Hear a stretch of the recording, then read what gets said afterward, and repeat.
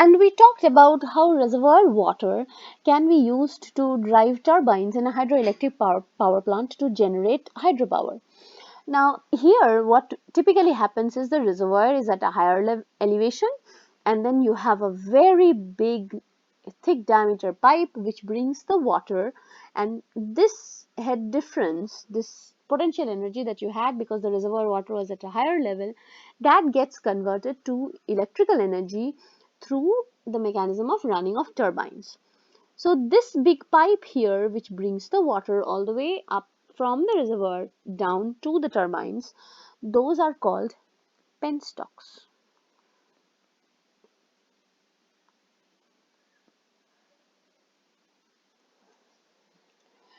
Again, the question is how long the penstock should be, how wide it should be, what should be the material of the penstock. And here actually what happens is you have valves. The valves are actually before the turbine, and the valves are operated, opened or closed, depending on how large or small you want your power generation to be. And that in turn depends on the power demands. So the opening or the closing of the valves immediately before the turbines where the penstock ends, this closure or opening can actually cause a huge surge in pressure, and that oscillates in, so the water within the penstocks, that part of the pipe where you close the valve and then the connecting pipe from the valve upstream, that pipe gets exposed to very large pressure, and that large pressure creates a very unique phenomena called water hammer effect. And this is one of the most interesting things we note in civil engineering applications related to hydraulics, because water hammer effect is probably the only process, the only phenomena where water cannot be treated as an incompressible fluid in civil engineering. So far what you have learned in fluid mechanics and the rest of the hydraulic engineering course also, for most of it we will actually treat water as an incompressible fluid, but water hammer effect is one where water behaves as an elastic material. Water, sometimes water as well as the pipe, sometimes just the water.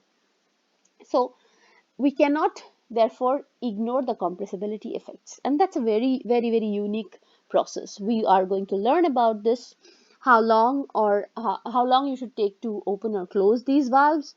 All of that we are going to learn in water hammer analysis. And finally, when we talk about flood control, we also know that excess water has to be released through the spillways. It's very important that the spillways are able to withstand this gushing force of the water coming out of reservoirs. If they don't, the spillways fail, they collapse, and it can cause massive, huge floods, destroying lives, human lives, animal lives, damaging the environment, and also causing huge loss to property. So therefore, we must know how to dissipate this very large amounts of energy which this water is bringing along with it. Where should you locate your spillway, how you design them, how you dissipate this excess energy with which the water is coming, and basically how to take care of these the release, basically how to design the spillway and how to maintain them such that you don't create damage. So all of that are also we are going to learn through this concept called hydraulic jump. Some of you may already be familiar with this. This is again a very unique process and one of the most important concepts which also we learn as part of open channel flows, where the very rapid transition of flow happens between two different water levels, and we are going to learn how one can really learn how much energy is to be dissipated and what are the best measures to do that.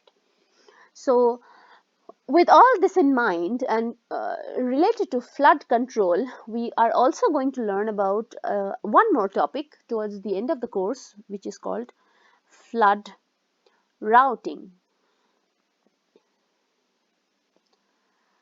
So what we do in flood routing is that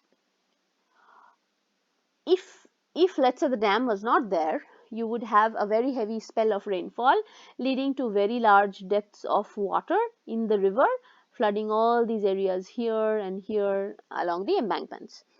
Now, in because we have built a structure to for flood control, although I mean I'll come back to the term flood control. Uh, anyway, so suppose you have built a structure for flood control. Your goal would be to not only reduce the level of water but also attenuate. What this means is, let's say you had, if you plot discharge versus time, this particular graph has a name, it's called a hydrograph, discharge versus time. And if let's say you had no flood control, you will have a very high peak which happens very quickly because the river gets flooded. Now, instead, we would want the peak to occur at a later time and the volume to also reduce. So, we want something like this. And that procedure of attenuating the peak and reducing the flood discharge volume, that is called flood routing, which we are going to learn towards the end of the course. Now, with all of this background, we should be able to design, build, and maintain all these aspects and components of the large water resources systems. And calculations are done all in paper, right? So, what we need to do is we need to find out, complement these theoretical principles.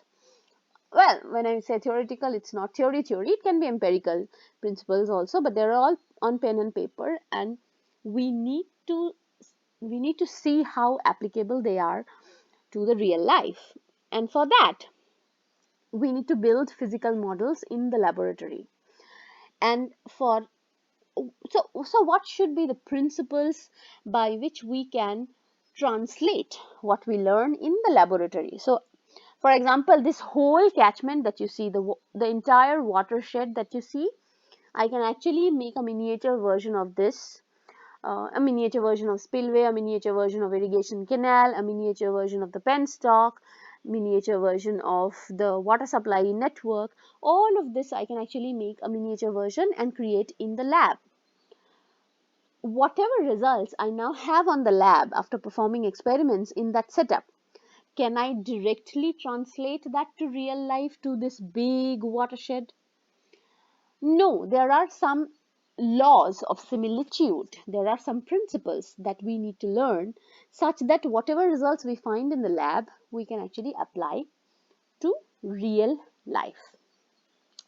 So this is also something that we are going to learn in this course through the chapter which is called Dimensional Analysis and Model Studies. Dimensional Analysis and Model Studies. In that chapter, we are going to learn how we can translate the principles of what we observe in the laboratory to actual real civil engineering systems.